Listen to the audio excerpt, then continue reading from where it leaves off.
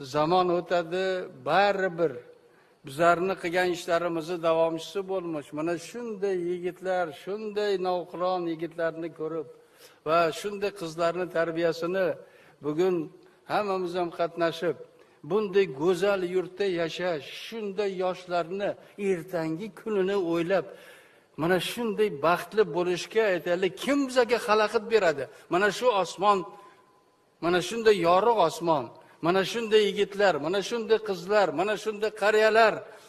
Bu zamonni kim bir vaqtlar havas qilgan edi? Xalqimiz havas qilgandi. Va shunday havasga kim bizlarni yetkazayapti? Faqat yaratganimiz.